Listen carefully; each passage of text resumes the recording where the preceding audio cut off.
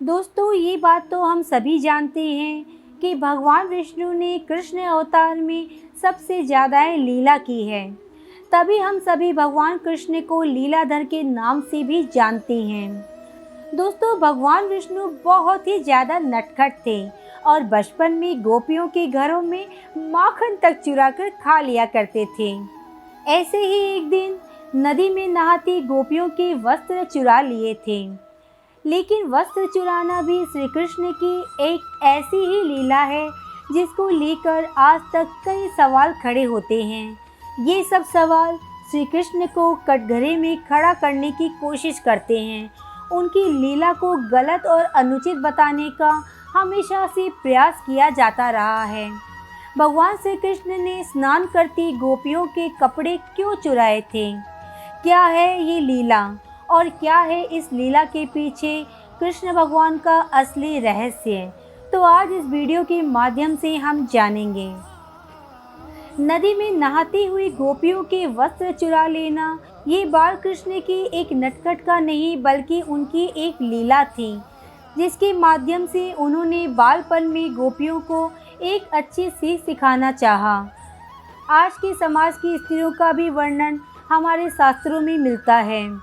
दोस्तों, पद्म पुराण में वर्णित कथा के अनुसार एक दिन की बात है जब गोपियाँ जल में स्नान करने के लिए तालाब में उतरती है, तब भगवान श्री कृष्ण पेड़ पर बैठकर ये दृश्य आराम से देख रहे होते हैं। जब गोपियाँ नहाने के लिए व्यस्त हो जाती है, तब भगवान श्री कृष्ण गोपियों के वस्त्र चुराकर छिपा देते हैं। तो भगवान श्री कृष्ण गोपियों के वस्त्र चुराकर छिपा दिए। जब गोपियाँ नहाकर तालाब से निकलने वाली थी, तो उन्होंने देखा कि उनके वहाँ वस्त्र नहीं थे और वह सब चिंतित होने लगीं। उसी समय गोपियों की नज़र छुपकर पेड़ पर बैठे श्री कृष्ण पर पड़ी। गोपियों ने कहा, गोपियों को नहाते हुए देखने में जरा भी लज्जा नहीं आती तुम्हें?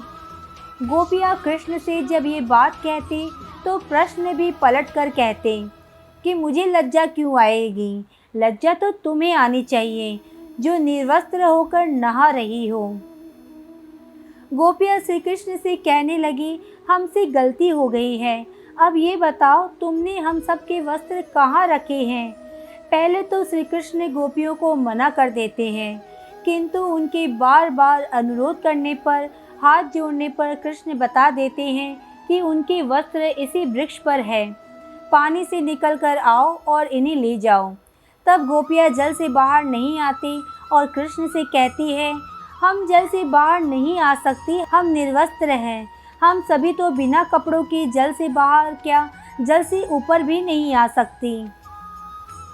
तब श्री कृष्ण कहते हैं कि जब तुम नदी में स्नान करने गई तभी निर्वस्त्र थी, अभी बाहर आने में शर्म क्यों आ रही है? तब गोपियाँ कहने लगी, जब नदी में स्नान करने आए तब उस समय कोई नहीं था। ये सुनकर श्री कृष्ण कहते हैं, तुमने ये कैसे सोच लिया कि यहाँ पर कोई नहीं था? क्योंकि मैं तो हर पल हर जगह मौजूद होता हूँ।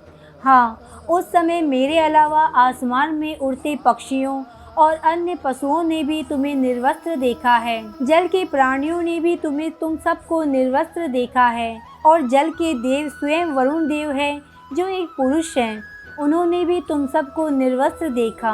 साथ ही तुम्हारे पूर्वजों ने भी तुम्हें इस अवस्था में देखा है, क्योंकि पुराणों के अनुसार नहाते समय हम सभी के पूर्वज हमारे आसपास होते हैं और वस्त्र से गिरने वाले जल को ग्रहण करते हैं, जिनसे उनको तृप्ति मिलती है।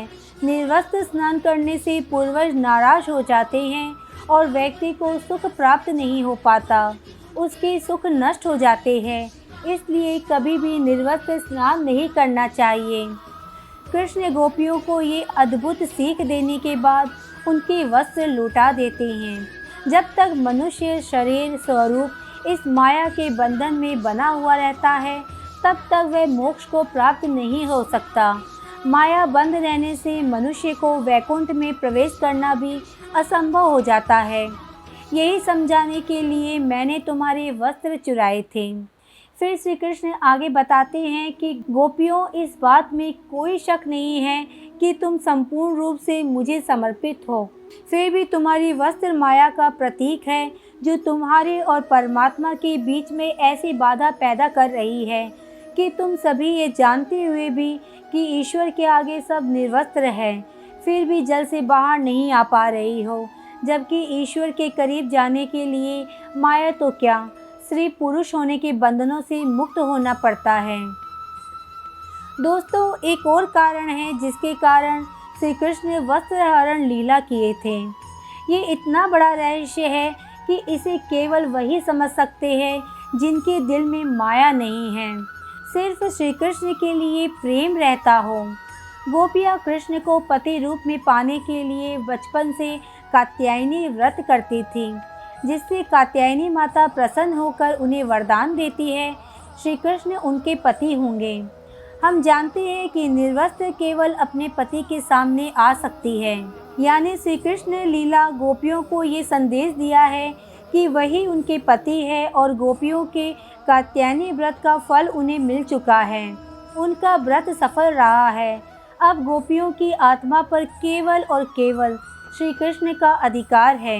दोस्तों, श्री कृष्ण का ये हास परिहास गोपियों के प्रति उनके अगाध प्रेम भाव को प्रकट करता है।